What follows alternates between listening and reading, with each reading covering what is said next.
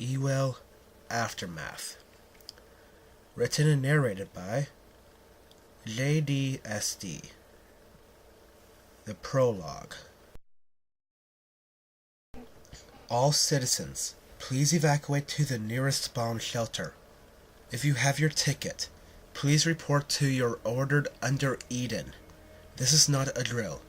I repeat, this is not a drill. The woman stated throughout the radios throughout Oron. The day that everyone had feared was now a reality. The great war that was raged throughout the 3 continents of Ewel had reached its boiling point. The plague bombs had been released. Whether it had been Oron or one of its many enemies that had launched the first plague bomb, Ron did not know. All Ron knew was that a plague bomb was en route for Oron's capital city of Wim, and that he needed to get to Under Eden 1 as fast as he could. Ron ran through the crowded streets of Wim as he ran towards the site of Under Eden 1. The sound of people running to get to safety filled his ears as he pushed his way past the crowds of people that covered the street. As Ron ran through the streets of Whelm, he could hear the distant sounds of gunshots as the city fell into chaos. The sound of gunshots only made Ron run faster to Under Eden 1. Ron turned a corner and began to slow down when he saw that there were too many people coming out of the buildings for him just to push his way through. His eyes began to dart wildly around, trying desperately to find another way for him to get to Under Eden 1. Ron's eyes landed on an alley hidden between a hotel and a tall building that Ron didn't know what it was for. At the end of the alley, Ron could see that it led to the building where Under Eden 1 was. Quickly, Ron turned away from the wall of people and bolted into the alley. The alley was littered with trash bags. Some of the bags had split open, and their contents had poured out. There was a door on both buildings, one of which was wide open and was hitting the outer wall of the building. But Ron didn't care about that. All he cared about was reaching Under Eden 1. As Ron ran through the alley, he prayed that his family had already made it to Under Eden 1, as he continued to run towards what would be his salvation. Ron ran out of the alleyway and bolted towards the crowded street. As Ron pushed his way through the crowd, he could hear people crying out for safety. Ron pushed through the crowd and into the small little bookshop that had been chosen as the site for Under Eden 1. The doors to the bookshop were being held open by some rocks that had been grabbed from the nearby park. A sign next to the door read, "Under Eden 1 located here." Ron gave a quick glance at the sign to make sure he was at the right place before he ran inside. The inside of the bookstore was a wreck. Bookshelves along with what they had held laid scattered on the floor and trampled on. The counter was covered in discarded books. The only light that came into the bookstore was from the door Ron had just entered from, and sunlight from the mostly windowed roof. At the end of the shop, there was a semi-open door with the words, "Under Eden 1 here," written in big gold letters. Ron began to make his way over the books and towards the door. It only took a few seconds, at the most, to get to the door, but for Ron, it felt like an eternity. Once Ron got to the door, he opened it enough for him to squeeze through. The door led to a staircase. The stairs were made out of steel and were covered in mud from people who had came earlier than Ron. The only light throughout the stairs were red emergency lights. At the end of the stairs, Ron could see a room. Quickly, Ron began running down the stairs, all the while praying that he wasn't too late. The sound of Ron's footsteps echoed down the stairs.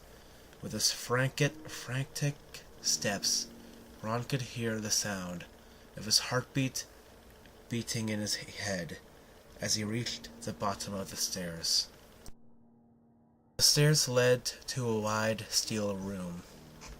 Emergency lights made the room glow red.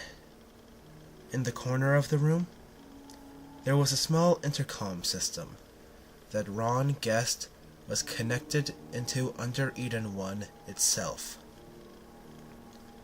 At the end of the room, there was one large elevator. In the elevator, there was at least 100 people. Ron began to move towards the elevator. As Ron walked towards the elevator, the intercom crackled to life with a hiss of static. "Closing elevator doors to Under Eden 1, the voice over the intercom stated, so calmly, as if the world wasn't about to end.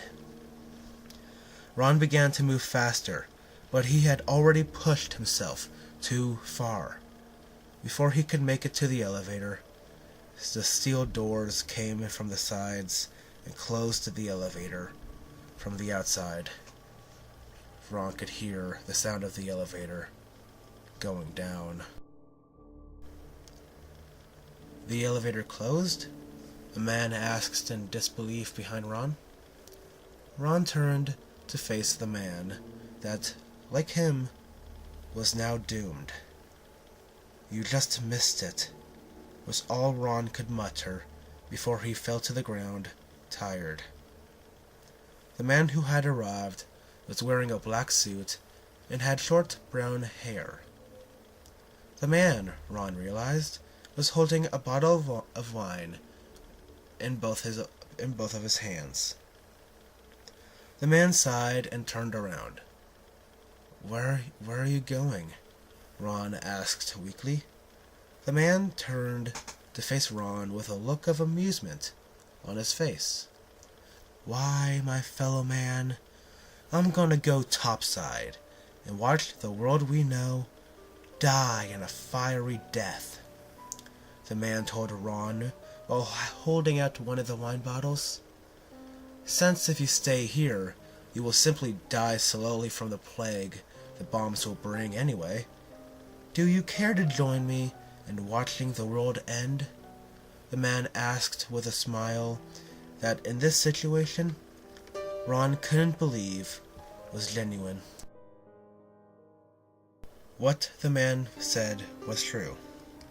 If he went topside, the bomb would just kill him quickly, where if he stayed down here, where he was, he could survive the blast, but the plague that the bombs would bring would kill him slowly.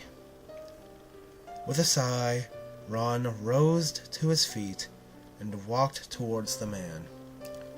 The man smiled as he went up the stairs silently. Ron simply followed him up the stairs. By the time Ron and the man had reached the top, the streets were nearly deserted. Anyone left on the streets were like Ron and the man, just waiting for the end. The man passed Ron one of the wine bottles before flicking his cap off. The bottle cap fell to the ground with a little twang. Ron just looked at the man, smiled a little before his eyes began to glow a soft blue. Within seconds, Ron's wine bottle cap was covered in the same glow and then popped right off. The man chuckled a little. "Want to use your magic one last time?" he asked before taking a long sip from his wine. Ron only nodded before taking a sip from his. The two stood there for what felt like hours before the man Ron was with spoke. "So, what's your name?" the man asked in between sips from his wine. "My name's Ron Oilia. And yours?" Ron stated as he looked off into the mid-afternoon sky. "Name's Quill Newton. At your service," Quill stated. Before Ron could say anything else, Quill pointed towards the sky. "There it is! Our doom has finally arrived!" Quill screamed out, clearly not caring. Ron looked towards the sky and saw the plague bomb on its way.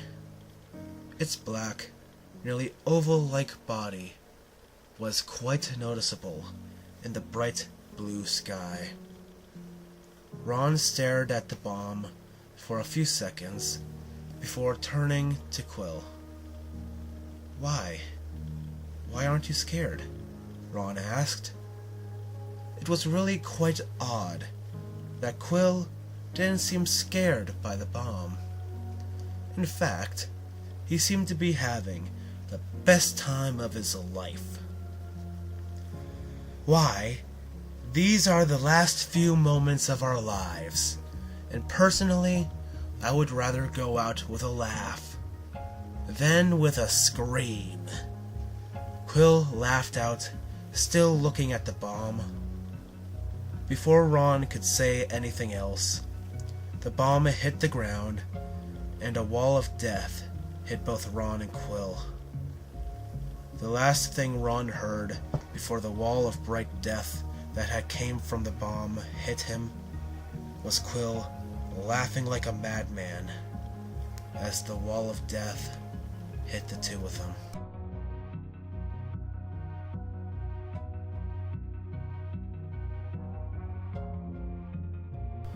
Then, in an instant, Ron and Quill and millions of others were gone from the face of Ewel, incinerated by the power of the plague bomb's blast it had emitted, and/or from the plague that it brought with it.